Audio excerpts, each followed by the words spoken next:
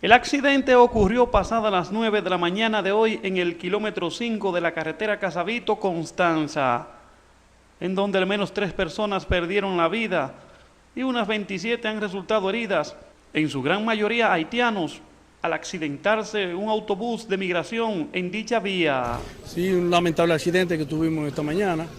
Venía bajando con unos 46 ilegales de Constanza. Al parecer se le calentaron los frenos al autobús. Se presume porque el chofer está muy mal, está de lo que está más mal herido, está en el hospital.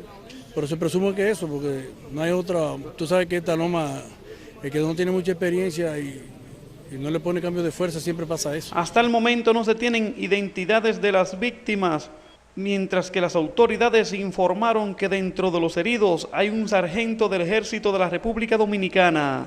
Lo que había que atender a los heridos fueron todos enviados a los hospitales, tanto a Alpino de la Vega como a Bonao. ¿Y lo que quedaron? No, todos se enviaron al hospital a ser chequeados, porque hay muchos que tienen traumas en la cabeza, golpes en la cabeza, heridas, etcétera, etcétera. Pocos minutos después, al lugar de la tragedia llegó el director de Migración, Mayor General Rubén Paulino Sen. Los miembros estaban realizando unos operativos de interdicción migratoria en Constanza, cuando venían desde Constanza hacia Bonao, trayendo los detenidos. Aparentemente le fallaron los frenos, no le estaban respondiendo y el chofer se estrelló contra una mata en esta curva que estamos viendo el accidente. La Autoridad Metropolitana de Transporte, la AMET, informó que investiga las causas del accidente.